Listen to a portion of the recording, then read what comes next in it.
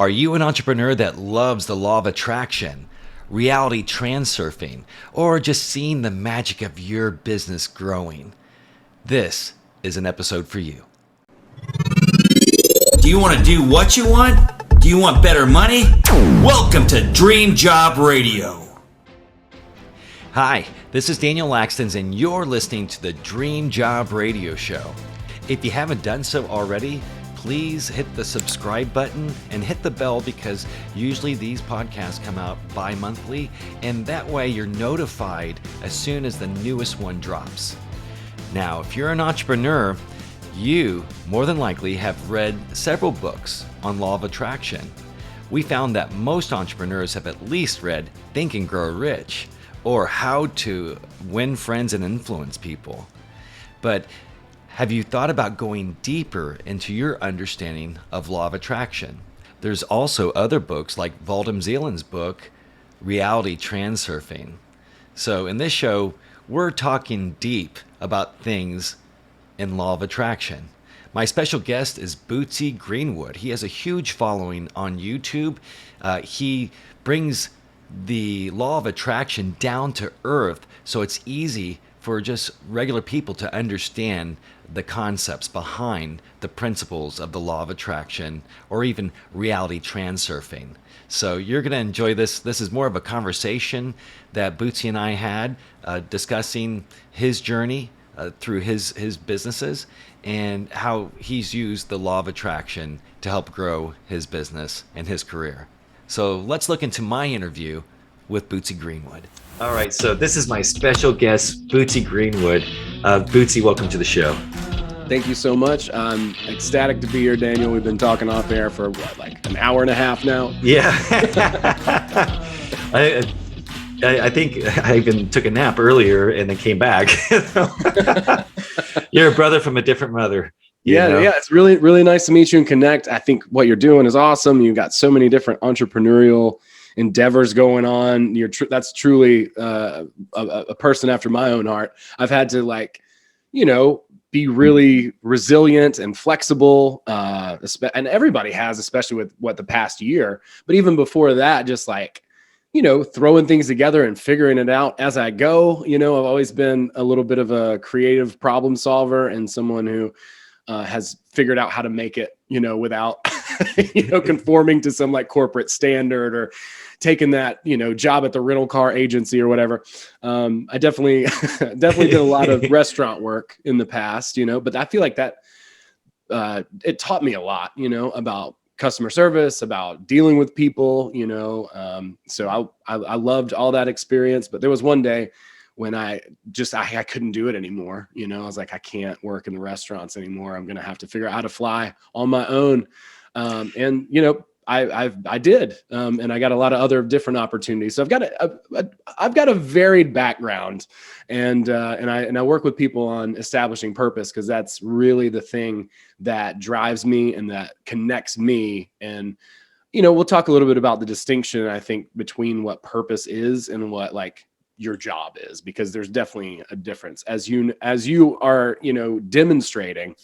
You've got several different kind of pots going. So your purpose is going to not be one of these, pans that you have on the fire, but it's going to be something that you're bringing to each one of these endeavors, right?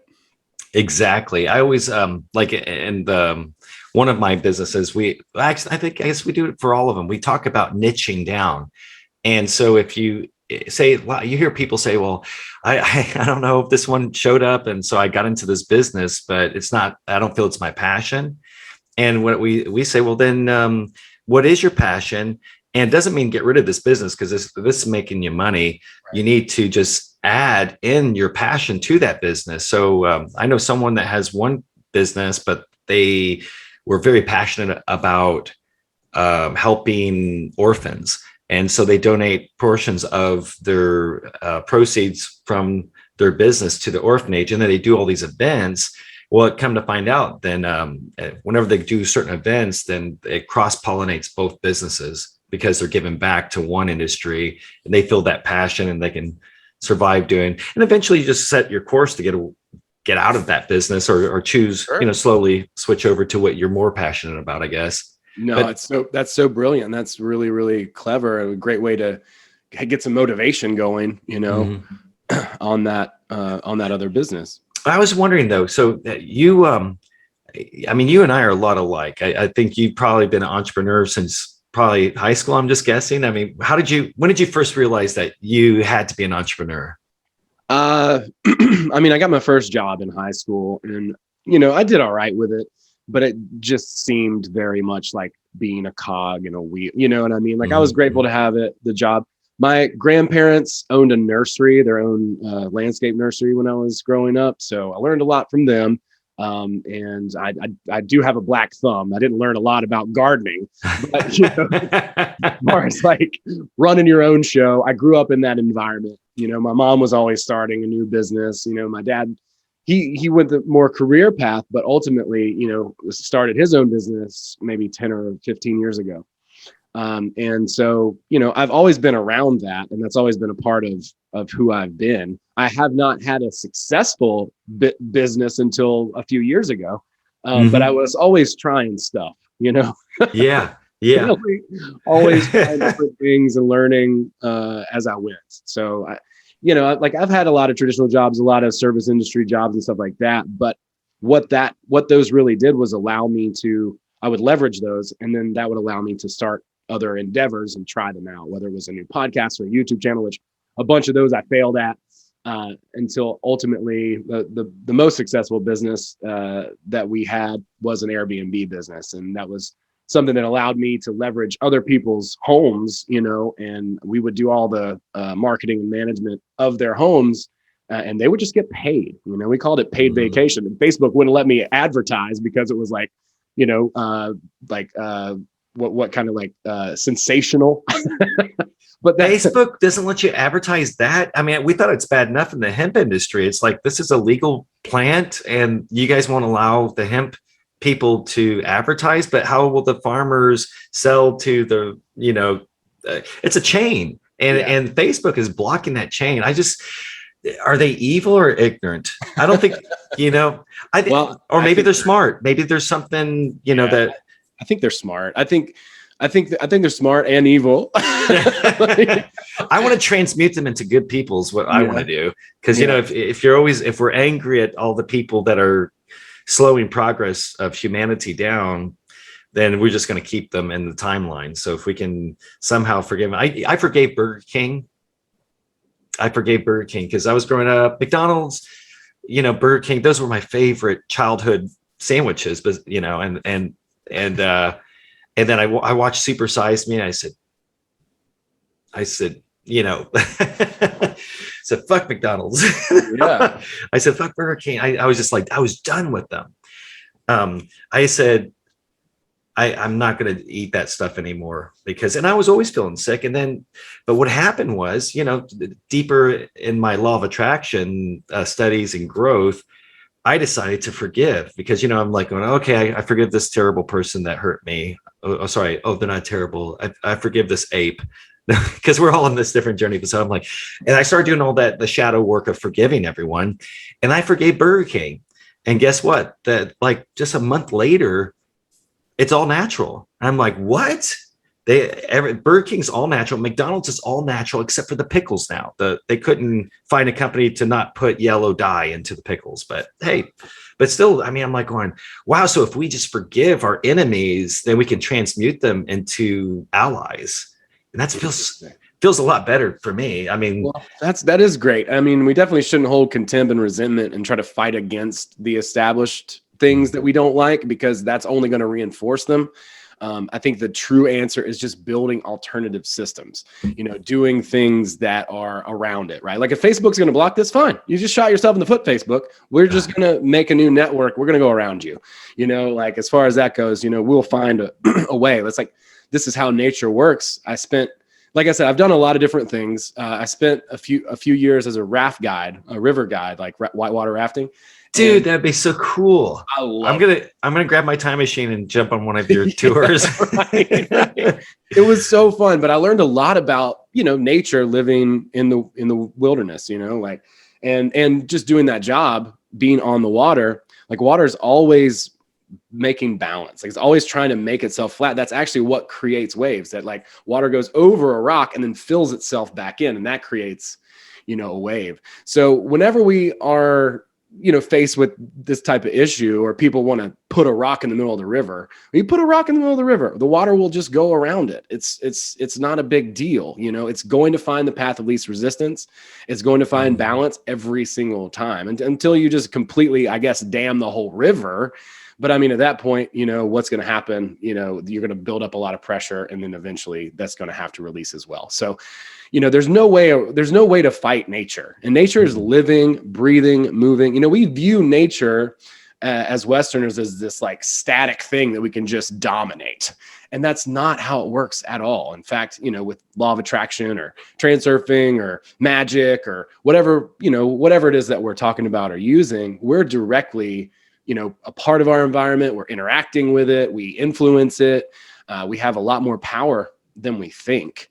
And so, just as far as speaking to that, like there's always a way around, nature's going to find the path of least resistance. It can't help itself. That is a law. It's not a rule. It's not somebody's opinion. It's just what happens. So I feel like it's up to us to really just be the conscious chooser of where our attention goes and jump on the things that are going to benefit ourselves and our communities, right? And having smaller communities that are, we can leverage each other's, groups and work together, but apart, right? Like not clustering up into some weird group that's like culty or whatever, right? but like sharing, hey, here's a solution to this. And the way I kind of view it is that we're almost always like jumping from life raft to life raft in a way. It's like the crypto thing, it's like, oh, well, Bitcoin is and then all of a sudden it's like, well, they're going to tax you on Bitcoin. So they jump, to the next thing, some shit coin or that's a good one. Have you seen it? Shitcoin's really up right now. Yeah, there's some weird coins out there.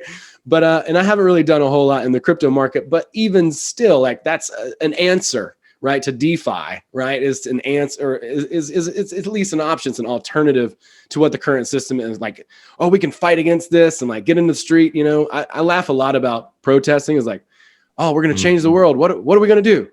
We're going to walk around. That's it. We're gonna walk.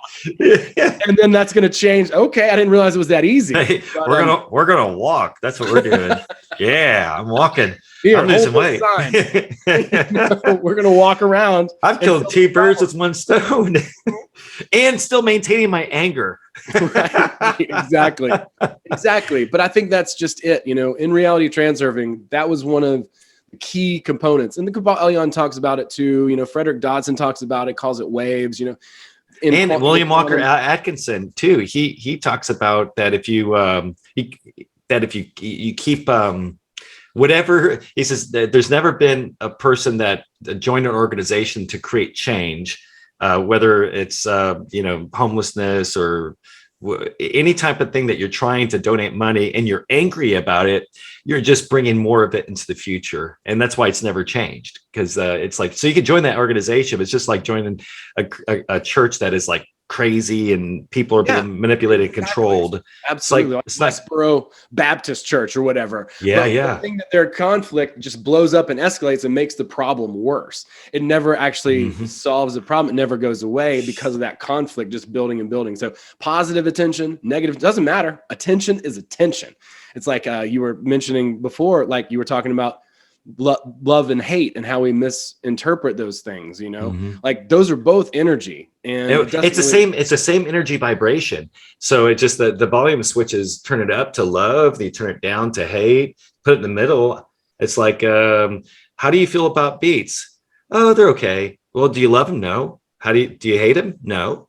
So you're just indifferent about it. It's like no big deal. So, and that's what I think a lot of the books we've read is if you can at least get to the center of your vibration on any of these things, then we let the waters of the universe take us, surf us into.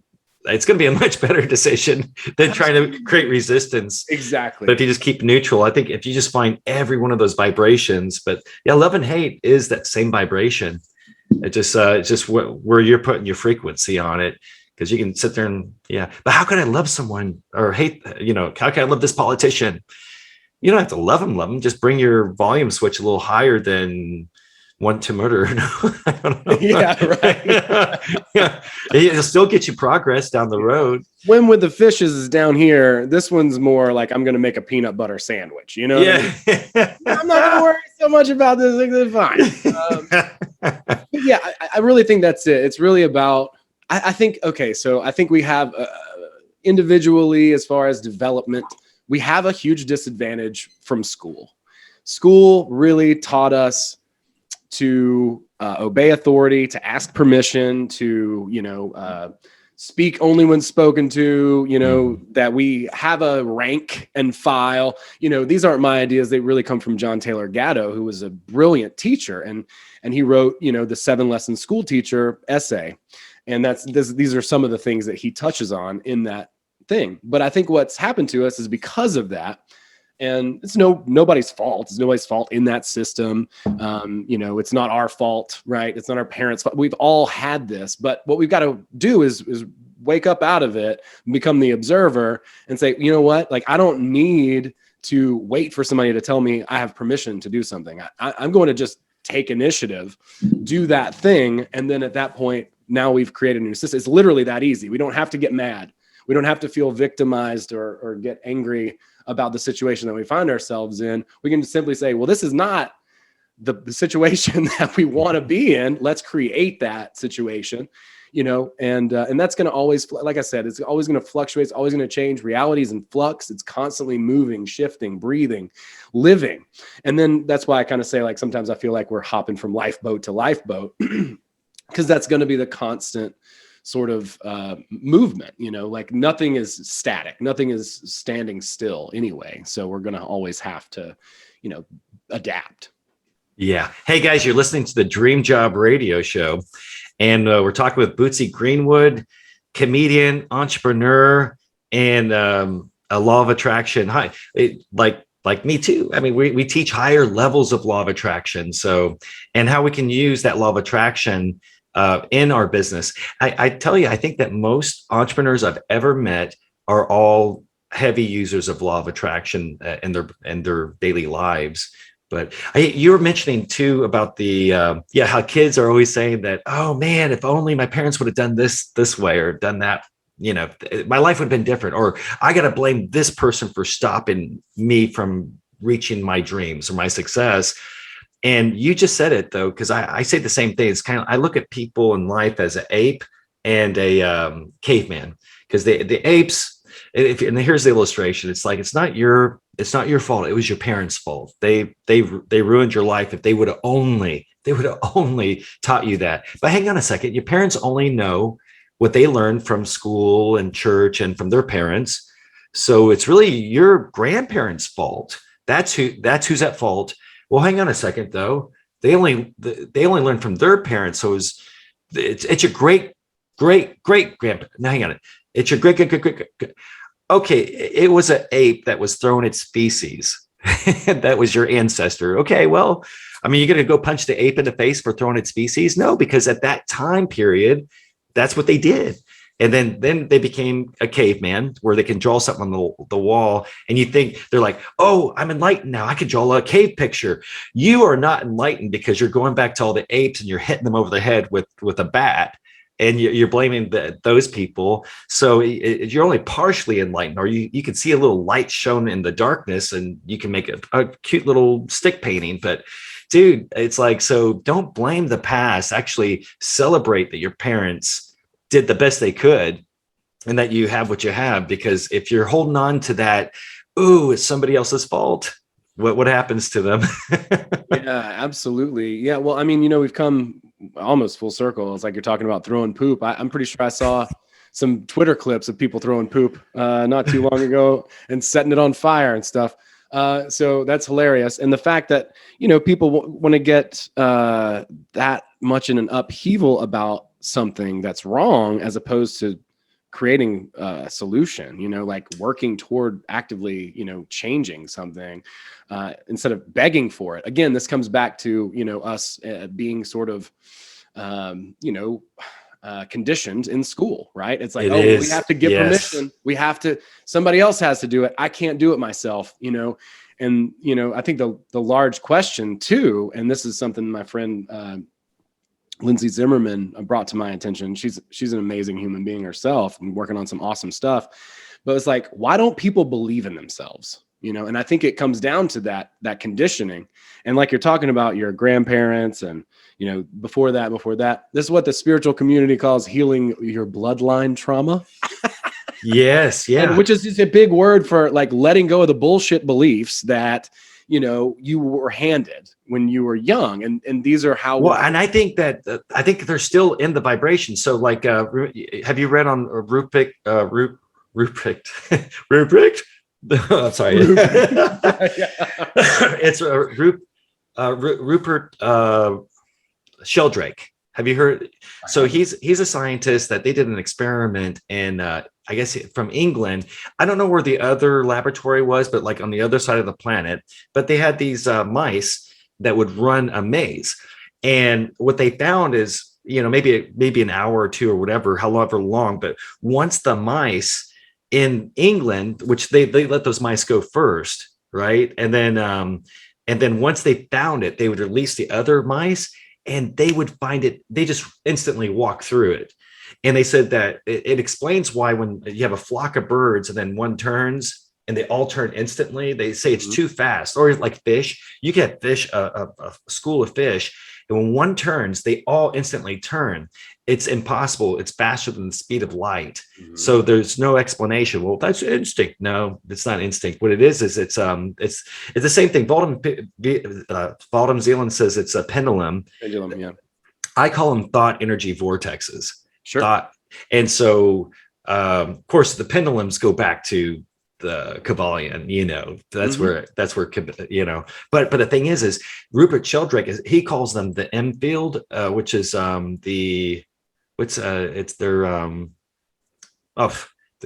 lost the thought on the word, but basically it's an energy vortex or pendulum type, but it's ancestral, meaning that just like a dog, it's impossible for the dogs all do the same thing that they all do around the planet, but they're functioning off that universal consciousness. Their minds are being fed this information. So whenever you run into a pendulum, you're like, holy, what is this? Yeah. These are not my feelings. This is not my thoughts. Right. Sometimes they're your ancestral vibrations that's kind of stuck around you, these little pendulums, and then we surf through them, right? Right. Just a raft through them, right? Right. Well, yeah, archetypal, they're like archetypal thought forms. They have scripts, and you get super deep into the woo-woo like ascension glossary, and it talks about like alien technology and shit. Mm-hmm. But who knows? Like I said earlier, before we really started rolling, I don't have a belief system per se, right? We don't have anything hard in stone as right. This is our belief. This is how it is. It has. Yeah. The only thing I have my flag planted in is that every human being is a beautiful expression of the infinite. Yeah. And we all have a reason why we're here, and I want to explore that with people. But I don't necessarily. I won't say that. That's not. Because I can't see it. I don't know what it really is. I can't say that it's not alien technology. I can't say that it's not just some sort of a natural collection of thoughts or other people's energy, like a stream that kind of connects. That's the bizarre thing about the idea of thought forms, right? Is like all of a sudden we're putting ourselves in the image of something else on its behalf. So we've given our individuality, our true expression away by joining this group, this cult, this group mind, this weird. By the way, you know what cult means? You can hear the root word, cultivation. Cultivation. So again, thank you, Catholic Church, for ruining the language for all of us. Because you know what heathen means? Mm-mm. You know what a heath is? It's a unplowed field is a heath. Okay. So it's farm people. You talk about racist against a certain type of people. Pagan again means people of the country. They're out in the country, and so it's like, well, they're not very smart, but they were the wizards and the witches. Which wizard and witch just means wise one. Wise, Wicca, wise. Wicked meant wise deed until you accidentally poison someone. Damn it. Yeah, like, well, a lot of the too people much opioids in that tea that I just made for you. Sorry about that. You're dead. well, I mean, yeah, like that's I like being sort of like outside of sort of the culture. I love the city. I love to be around people, you know, to a point. I'm an introvert, but I do love people. But, you know, like I also like being withdrawn from that as well. Like, you know, like you said, like I consider myself to be a blue collar mystic. So I want to simplify things down to where the meth head down the street, you know, I grew up around meth. I don't know, can understand it. You know, I can tell them very briefly, you know, here's what this thing is. And then I can ask them what time it is. And then they can tell me how to build a watch because that's what they do. But, you know, like the point is boiling things down to however it can like be the simplest that anybody can get and understand. And it's not an assault or an attack on your existing beliefs or how you were raised or, you know, your values as they stand. You know, we do see a lot of that going on in culture, but, you know, just understanding these esoteric principles, I think anybody can. I think we come into the world with a complete knowledge of it. And then we're basically like through school and just how we're developed, we're going through and redefining it and forgetting kind of everything that we already knew when we came into this world. Then we have to relearn it again. And so I think that's kind of the path that we're on, right? Where we're rediscovering our abilities and our power as creators of reality. You know, I think we're like magic manifestation machines, you know, whatever it is that we put in, we're going to create it out here. And that's a big thing that I think people aren't even aware of, right? They're like, oh, well, I need to be informed. I need to know what's going on. There's nothing wrong with being informed. Just don't feed on that. Don't feed on bullshit all day. That's terrible. Yeah. Well, I mean, are you being informed or are you being lied to? Yeah. Because that's a good question right there to just go ahead and ask. I mean, what's your source of information? What's the nature of your thought? Are you really thinking for yourself? This is something that comedy has helped me tremendously with, because I've noticed in myself my own ability to just recapitulate someone else's thought. And it's like, what am I doing? I'm just thinking what someone else said. That's their take.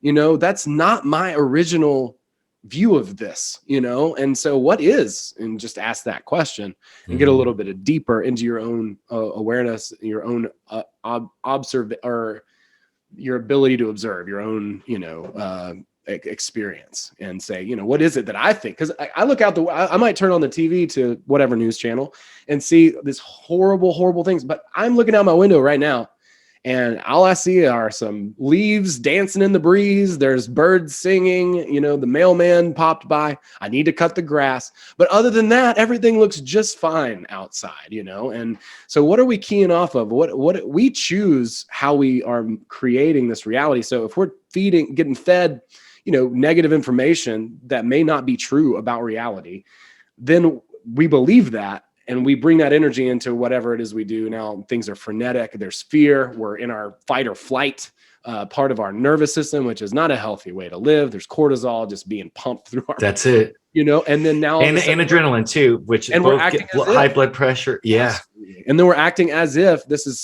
this things are terrible. What if we said, you know what? I'm just going to break that tie. I mean, it's up to you what you consume, but you have to be conscious about it. You know, again, I'm not saying ignore things that out of existence. That's not how it works. Actually, it kind of does, though. I'll give you an example. 2 years ago, I tried this. You know, and as we learn and we read all these books, and we get stronger and stronger with dealing with that voice, our little ego self, or well, I like what Valdem Zillen says, because he pretty much, I really think that the pendulums that he's talking about. Yes, we have the Rupert Sheldrake. Morphic fields, but then M fields, that's what morphic, but then I think they're all the same thing. Our ego is also a pendulum, so it's always trying to say, oh, you can't do that, we'll just surf around that little ego thing. But so basically 2 years ago, you know, we had all these flies outside. We had a nice little patio and big anyway. So, but there's a bunch of flies, and they're getting on my nerves. And so I go out, I get on Amazon and get a fly trap type of thing. Well, next thing I know, there's flies galore. This was 3 years ago. And because then 2 years ago, I said, oh, I just put so much so much thought and attention on the flies. And so what I started doing is saying, why am I looking? So as soon as you see a fly, this is my technique now, and it works. As soon as you see a fly land on you, you just say, oh, I'll let you be. You be you, I'll be me. But just, and then I look at the sky. I say, I appreciate the 99.9% of perfection around me. I really appreciate, this is what I want, not the fly. Because if you keep looking at the fly, then a shit ton will show up.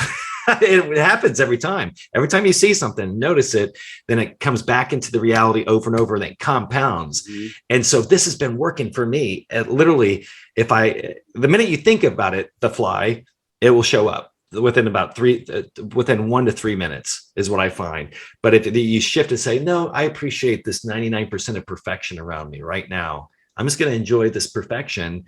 And then within 1 to 3 minutes, that will start showing up more and more. So to get rid of anything that you don't want, do what you're saying, right? Just try to focus your attention on something that you appreciate. Gratitude is also what you're saying, isn't it? Absolutely. Dude. You looked out the window and you're grateful. Beautiful. Yeah, it's a beautiful day. I mean, well, I try to start my day every day with a gratitude practice. And when I was talking to, I don't know. They'll come to you. Yeah. I think a lot of people, they're like writing stuff down, that they're doing gratitude journal. Don't forget to feel that feeling though, because that's really the whole point, and Neville Goddard's work, The Feeling is the Secret. Yeah. Even Theme or Maxwell Maltz or whoever teaches like visualization kind of stuff.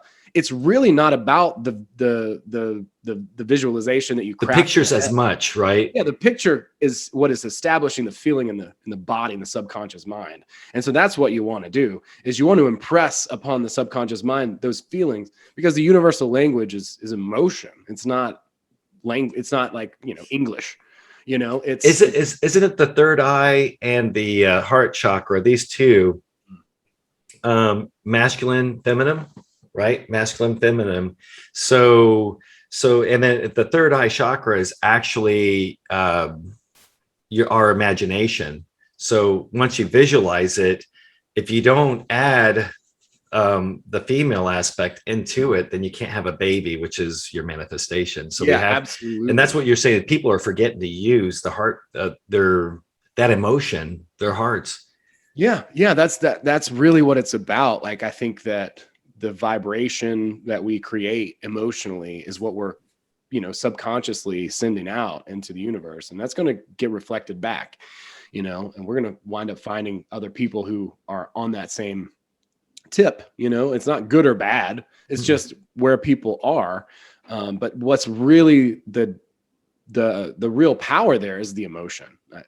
And I want to get back to what you're saying and ask you, basically you're saying too, that a lot of people are just going off of the maybe ancestral pendulums or other types of things, but you're saying that people aren't speaking their own voice, basically, or contributing to this, their higher self or who they are. Can you go deeper into that?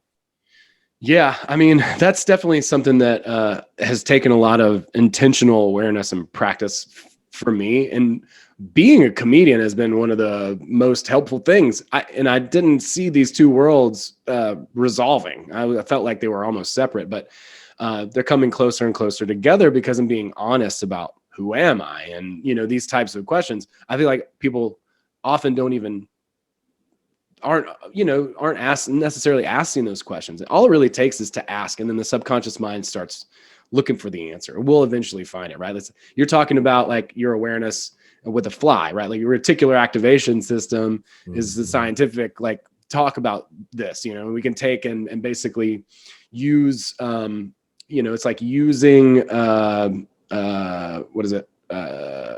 using your awareness to help to create the thing that you want, as opposed to the thing that you don't want, right? So awareness then hits a trigger in our brain that says, oh, where am I focusing my attention? And now you can refocus it, not on that, but on what you want. Yes, absolutely. And so refocusing it has a lot to do with that. And then just looking, just deeper and asking those questions, within ourselves. Like who am I? What do I believe? What are my values? What is the world to me? What is my place here? What is my reason why? And I think those are the real places to really start, drill down to, and get a strong, and then from there, if you are secure and settled in who you are and what you believe about your reality, which you can shift and change as much as you wish. You can choose your beliefs from here. It's like, I know I believe this right now, but do I want to believe that? Does it benefit me? Does it benefit others? Exactly. So taking stock and inventory, what are my beliefs and opinions? Do I want this belief or opinion in my reality that the world is going to shit? No, of course not. I'm going to scratch that one off, and what other people are actively creating this reality. I'm part of it. So I need to be taking stock and inventory about what am I bringing into the world? Who am I and why am I doing the thing? Because, from my perspective, my purpose, right, is to bring joy to people. So I talk about, some heavy concepts, but I always try to do that with levity and try to make it fun, so that it's not overwhelming. I'm not coming in because, a long time ago, I would come in and ruin Thanksgiving dinner trying to tell everybody what I thought. Right. And what was true, and they needed to hear what I had to say and all this kind of stuff. Which that was your contribution, baby. That did nothing but drive a wedge between us, frankly. But, I think it is important to just take some time, disconnect from what you're being told, and form your own conclusion about the world and reality and what's going on. Ask those questions. Get quiet, and allow yourself to process it. And if you ask those questions, like joke writing, I'll have a premise and I'll be like, damn, this is a great premise. What's the punchline? And over time, eventually I'll pick it up. It'll come to me at some point, the answer to that question. So the same is true with any question, right? It could be writing a joke or telling a story, or even trying to understand who we are, right? Asking questions about ourselves. When we ask those questions, that sparks the subconscious mind to find that answer. It might come to you in a dream. It might be from journaling. It might just be, I'm actually going to do some belief inventory this afternoon. It's part of my day. I've been kind of coaching people through some of this stuff, and I'm like, wow, I really need to do some reevaluation. I really need to just, get centered on this, but from that place of joy, like if I'm in a place where I'm bringing people joy, then I know that whatever it is that I'm doing, if that's making a YouTube video, telling jokes on stage, doing a podcast, or having people over for dinner, whatever that is, those roles that I'm functioning in society and the physical reality, if I bring my purpose to it, then now I'm in flow. My heart and mind are connected. People are going to resonate more with it. They're going to be more attracted to me as a person, because that's what exudes charm is authenticity and expressing our most individual selves. So understanding, like, what do you really believe? Who are you really at a deep, deep level? And yeah, we can consciously form our belief systems and how we view the world. We have to do that. But I think that each and every one of us are a specific and unique expression as well. And there's something very special about each and every one of us. Some people don't take the time to explore that. But I feel like that's really the beginning of that whole process.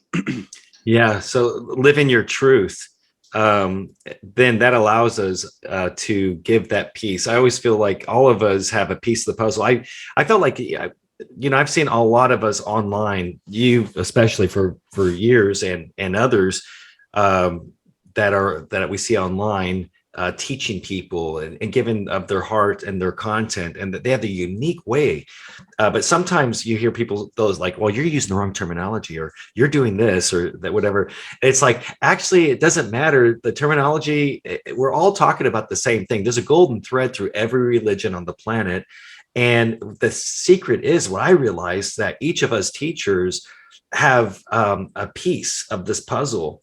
And as we all work together and bring our pieces together, then the picture becomes much more clear, and the path opens up to us, together. And that's, I think that's what I hear you saying. But I have another question for you. What would you say is one of the most amazing manifestations that's happened to you on your journey? I've had quite a few. What I think what is really cool is that when you start operating these principles and you really cultivate that relationship with yourself, with your higher self, with the universe, whatever you want to call it, then I've seen things happen that were beyond my own conception, right? Like things that I couldn't have asked for. I didn't even know existed.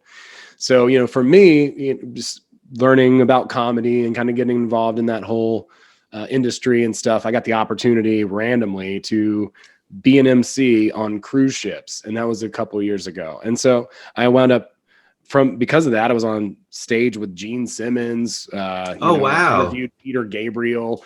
That's awesome. Like I was on the Impractical Jokers cruise and I got to perform comedy on the same stage as people that I have Netflix specials, and I had no business really, if I'm being honest, in that position, but I was able to. I would say you did. Well, like the universe wanted you there for a reason. As far as the standard, the standard operating procedure, is what it is, right? It's like, well, you got to do this, and struggle for X amount of time, and then you go, and that's how I see what you mean. Yeah. And it's not that I didn't do the hard work, and I'm still doing it. But, it was that I just got a really good opportunity sooner than most people would expect. And it wasn't even an opportunity that I knew existed. It was something that really was super helpful on a couple different levels because, here am I on a cruise ship being able to MC and engage. And so there's not the stress of like having to tell jokes, but then I get the opportunity to tell jokes too. And so, in those moments, and a lot of support from the people who are there, who are part of that crew as well. But so it like worked out really You're well. Like a family too, right? Yeah, absolutely. Yeah, it really was. And so like, it was just an amazing opportunity and an amazing experience. That's just, one example of something that I didn't even know was possible. And then I got the opportunity to do it. So I think that is something for people to keep in mind. It's like, don't get upset, don't get discouraged when your visualization doesn't look exactly like what you want it to, because it never will and it can't anyway. It's really to impress the feeling into the subconscious. And then that is what's going to give you some opportunity or ability to do something cool that you want to do. But it's not necessarily the thing. It's like, if you've ever accomplished any goal, that it doesn't look like what you visualized it when you first conceived it. It just doesn't. I think I know the answer to that too. Is the reason why is because so I guess Frederick Dodson talks about this too, is that if you well, your imagination is the key that taps into the universal consciousness, or I guess I loved your ponytail illustration too. Plate, whatever it's called. Yeah, that one too. The braid, or the plate. I think it is called plate. I kept clicking Google or Siri or whoever that Alexa is like, plate. I'm like, do you eat off of it? No, it's the plate. But anyways, it just means a braid. So that's translating from Russian. So we can always just say our ponytails. So it doesn't matter. It's like, no, you have to say it this way. Right, no, right. You don't. Just say it whatever you. No judgment, baby. Yeah, it's peace and love. But the thing is the third eye is the imagination, actually. And when we start saying it opens, it's when we're truly able to start receiving the information from the universal consciousness or your higher self. Or, by the way, these are all terms I believe are all the same term.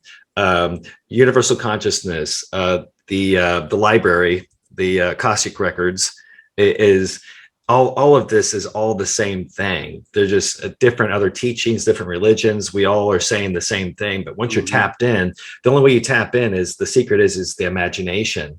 And then what happens, so Frederick Dodson, I like his technique is he says, you visualize whatever it is you're visualizing, and then stop and just wait. Now, if the universal consciousness then, or your higher self then brings it up, it'll bring in the image that could be exactly what is available, within the parallel realities that are around us. So, and that's where we're choosing to jump into. It's like, am I close enough to this vibration up here, this parallel reality? Can we pull that into existence, or can I pull myself into that reality? And so, but it's but that's the reason why most of the time what you visualize is not exact. You still get the same vibration. Right. You still get the same thing, but it doesn't look like. And one of the things too that we do, this is how I tripped up for a long time. So I would just visualize the thing, and then I would think, oh, well, I'm going to do this. This is going to happen. And that's going to lead to this. I would create this linear causal chain, right? But you're calling those progressive slides, right? Right. Exactly. and I not to say that's not useful, but you got to drop the how it's going to happen. Yeah, it's too much. The essence of it, hold on to that. Feel the feeling, but let go of this specific outcome, like the stages that you think are going to lead to that outcome, because that's not how it's going to happen. I promise. Something similar could, because I do think of the progress slides, because you always have your was it the goal slide, and then you have all these other progress slides. But I always explain it to, like, if you get into a business, then when you're, and by the way, and what Bootsy and I are talking about is actually writing down what your goal is. And then if you're an entrepreneur, you should have a business plan. It's the same magical plan that everyone has, because once you write it, you're writing it down, but don't expect it to be exactly happening that way, because there's a lot of things that we learn along the journey. And if we miss, say we don't have enough knowledge to know what that next progressive slide would be, but we just write something down, but don't hold to it, like Bootsy is saying, because it's not going to be exactly there. And once you get to that slide, then what happens is you have like all this more knowledge, and now you can sit there and say, oh, I'm starting to see the path. I'm seeing, I got you. That's it.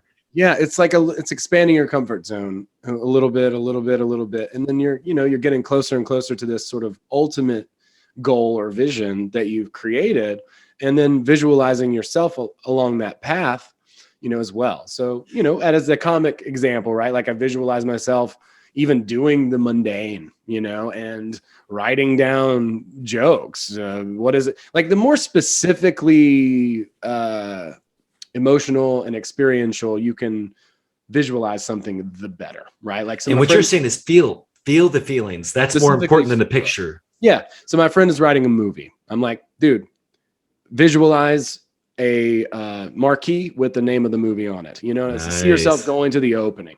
Don't just feel yourself in the office with the suits. What are the other parts of that experience? How does that feel? What does the air smell like? What car are you in? Like all of these things can help, to get us to that next level, that next, causal link in the ultimate, progression to that slide. And the best way to do that is, build your ultimate slide. And of course, it's going to change. You're going to refine and stuff, but then backwards engineer it. Just engineer it backwards to where you are now. And then you see all the different places on that chain of events. Like I grew to here, then I grew to here, this milestone, this milestone, this milestone. So each one of those milestones is sort of like a small chunk to get to that next step on the ladder, and ultimately to your goal. But when he talks about goals in that book, I think that he's really talking about identifying purpose for yourself and for your life, because we've all accomplished goals, and that's great. But what happens as soon as you accomplish the goals? Like, okay, now what? Or at least that's how I feel. No, it's like, wow, I conquered everything. Now what do I do? Yeah, great. Now here am I again. I say, well, it's time to get on the yacht. Right. It doesn't have to be your yacht, baby, but just there you go. No, a friend with a yacht. Yeah. It's like I have several swimming pools, of course. Yeah. But that's cool. Hey, Bootsy, it was so awesome though. You and I could talk and share different things. And here's the thing is, anyone that, if you're watching this on YouTube, then some of you all may realize what we're talking about. If there's certain things you don't understand, just get in contact with me or Bootsy. But hey, Bootsy, how can some of the people listening to the show find you? Sure. So I have my own podcast as well. That's all over all the podcast places. Bootsy Greencast is what I wound up calling it. And cool. And then I have a YouTube channel, Bootsy Greenwood. I'm Bootsy Greenwood on Instagram, bootsygreenwood.com. There's lots and lots of ways for people to find me. And I'm going to be doing a live event in Michigan. I'm going to be performing at the Midwest Peace and Liberty Festival. That is August 13th and 14th that weekend. And then I'm going to be doing a retreat with Grimerica next February with Brandon Powell, who's a Wim Hof trainer and a jiu-jitsu instructor, and Joe Roop, who's a hermetic magician. And we're going to be talking about like basically all three of these worlds, mind, body, and soul, and how they kind of all go together with exploits. And so that's in Arizona, February 10th through 13th, 2022. I'm really looking forward to that. It's called Contact at the Cabin. You can go to contactatthecabin.com to check that out. But yeah, thank you so much, Daniel, for having me, dude. I really, really, really appreciate it. I truly enjoyed it too. That was my interview with Bootsy Greenwood. Be sure to follow his YouTube channel and check it out. He's got so much good content, and I'm sure you'll benefit from it. And also, be sure to click like. If you're watching this on YouTube, click the like button, hit the bell, so that way you're going to be notified when the next podcast comes out. So I appreciate you so much. Don't forget, you can also check out my videos on higher levels of law of attraction. Those are very beneficial to keep you in a positive mindset. So until next time, I'll see you on Dream Job Radio.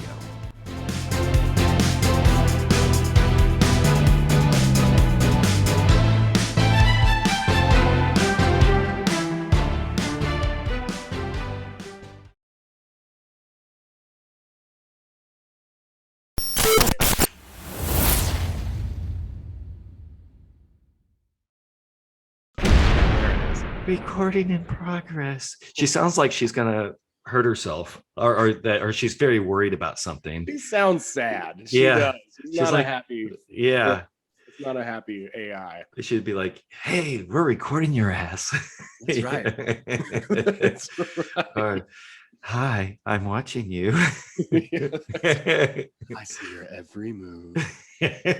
I'm listening to everything you say so I can market to you.